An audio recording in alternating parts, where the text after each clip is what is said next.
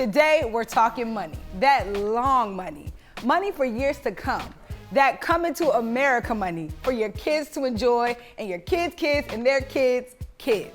But are we making the smart moves necessary to acquire and keep our wealth? On this money-making episode of Listen to Black Women, we're discussing big money and how Black women are creating generational wealth. Joining us for today's discussion is founder of Spiked Spin, Briana Thompson. I'm Tiffany Nicole Irvin, and these are my lovely co-hosts, Christmas and Taryn Finley. So get your notepads out because school is in session. Listen to Black Women starts now.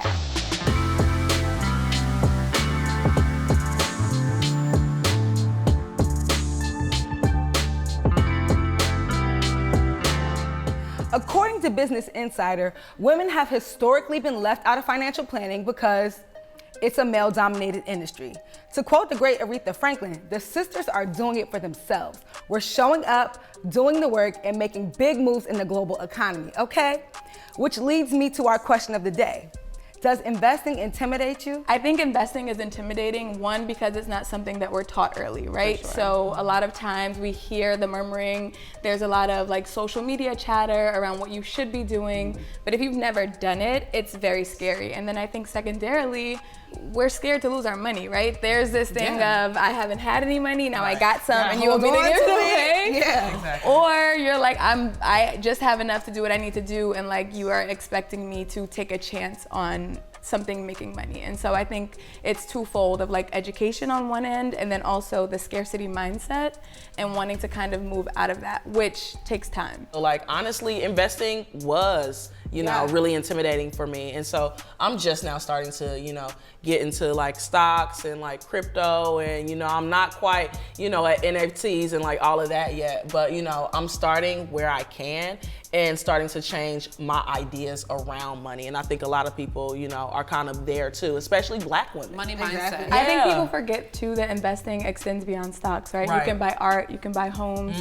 You want to be looking for things that appreciate and value. I mean, even Hermes bags can be. There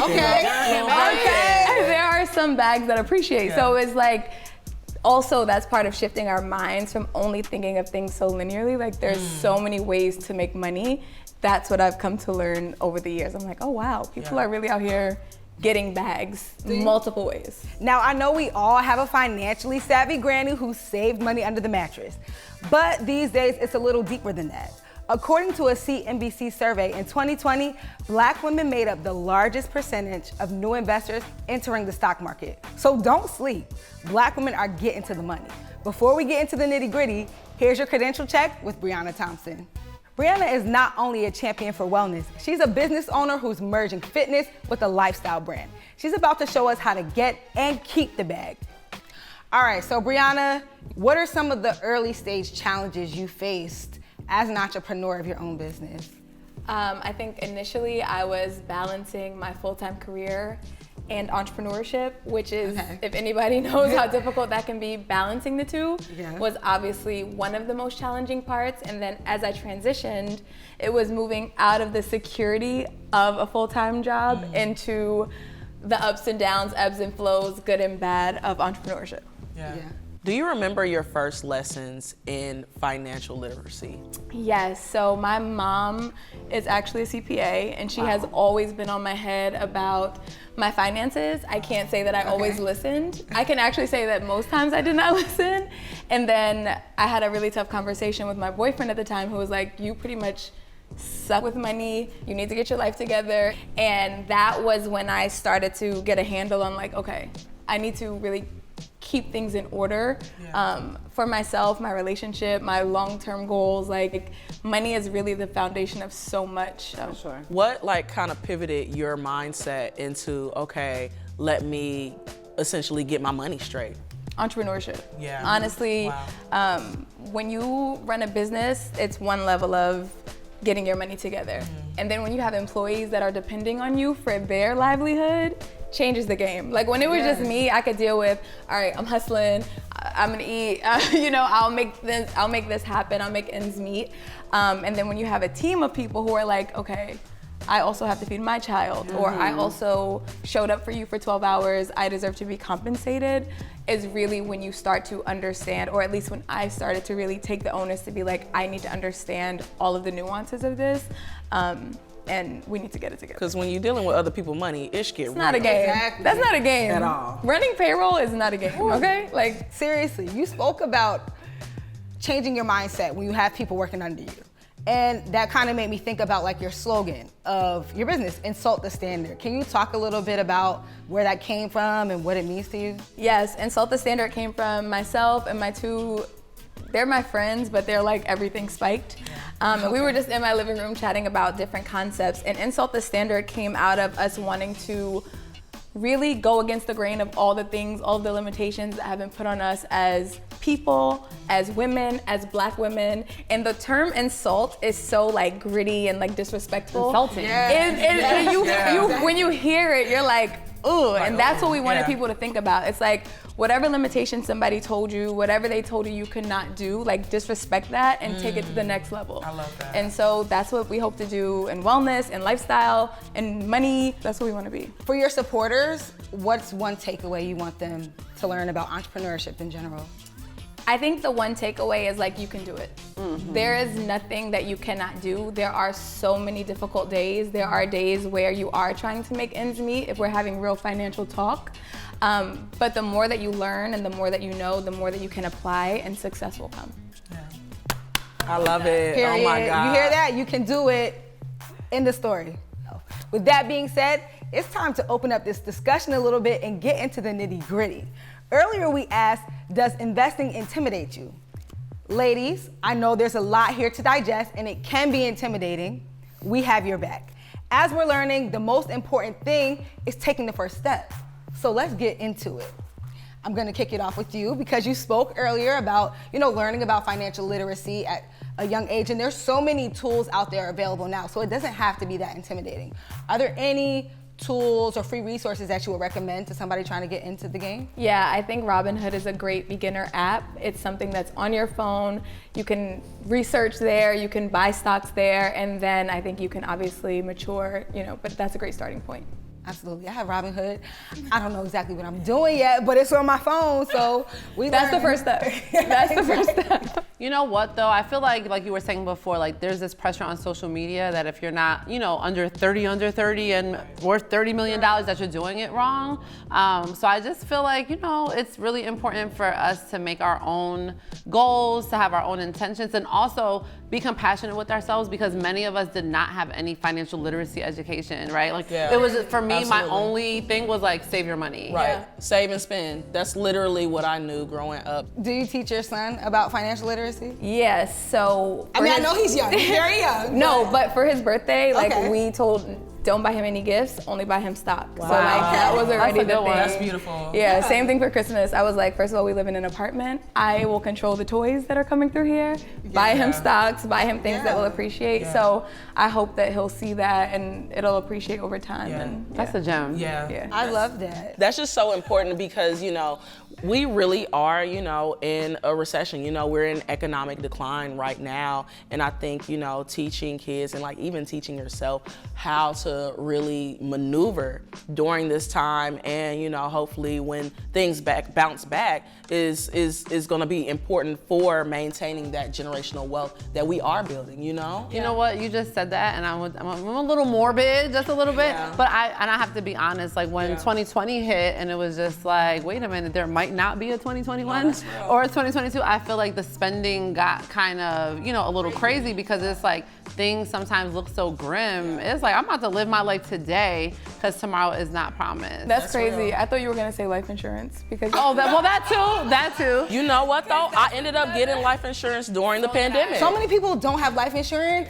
and you would really think that at this point, all the GoFundMe pages would prompt people to do it, but no. And you said earlier about, your spending habits when you thought that maybe it wasn't gonna be a tomorrow, and that brought me back to my childhood, because I was somebody who learned, and I'm still learning about financial literacy, but at a later point in life, because y'all might have had financially savvy grannies, but my granny, her motto about money was, you can't take it with you. Yeah, She's like, girl, literally. spend it now, because you can't take That it. was mine too. So I had to learn a little bit the hard way, but I think we're always learning too. That's the Absolutely. thing. It's like every time you learn something else and you're like, oh wow, I could try this or do this. So.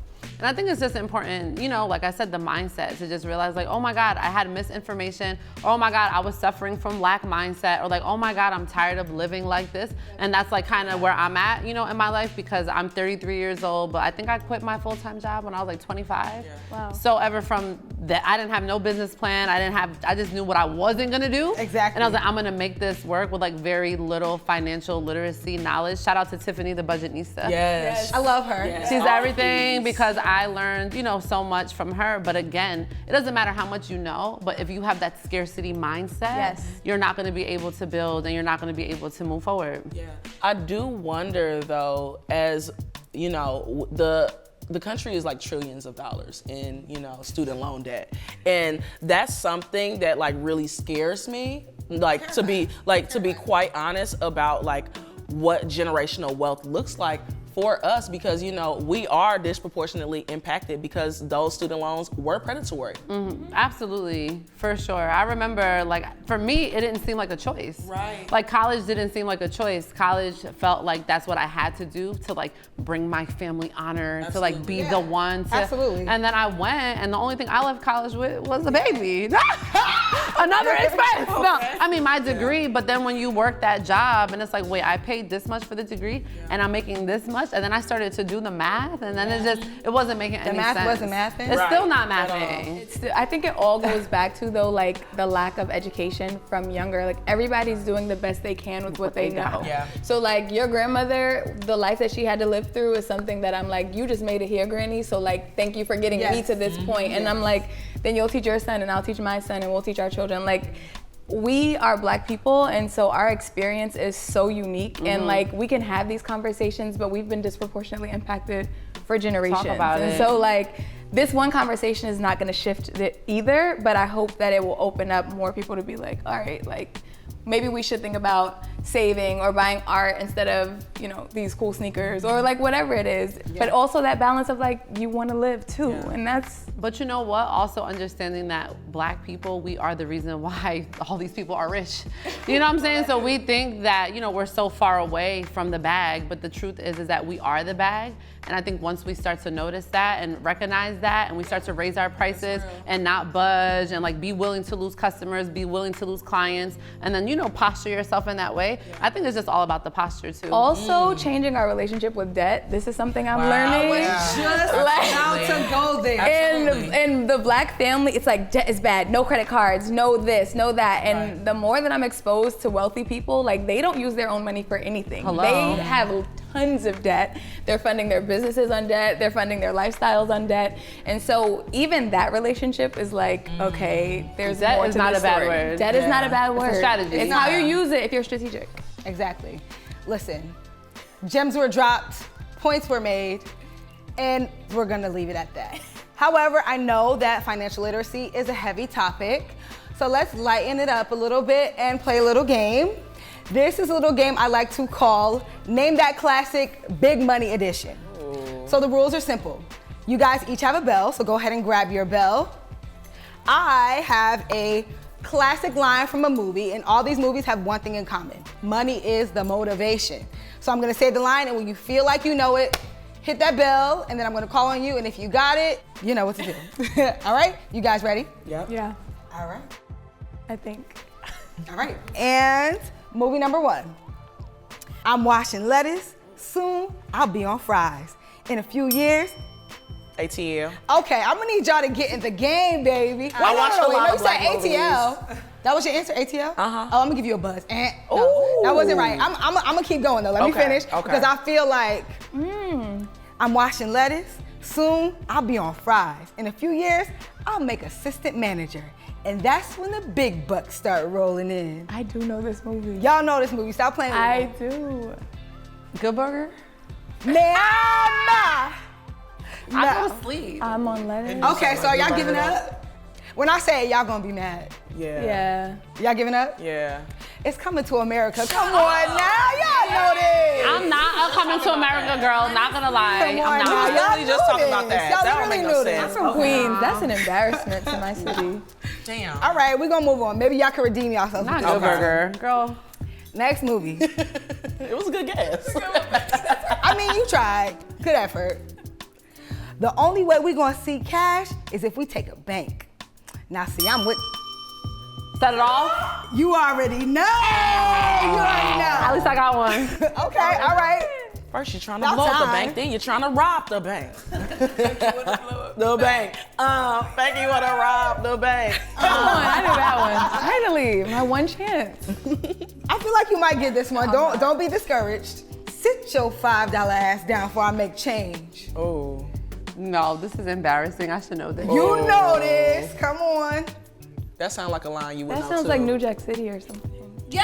I'm gonna need you to ring the bell, though, sis. Okay. There Yes. you go. See? New Jack City? Yes. All right, it was a good effort. We had some fun.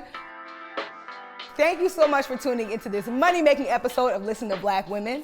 Briana, we're so happy that you could join us today and share your experiences. Y'all be sure to follow Briana Thompson on Instagram @Bri.Monet and follow Spiked Spin for the latest fitness updates. We'd love to hear what you guys have to say about today's topic, so be sure to hit us on Twitter @MadameNoire to share your thoughts. I'm Tiffany Nicole Irvin, and these are my lovely co-hosts, Christmas, Taryn Finley, and we'll see you next time on Listen to Black Women. Bye.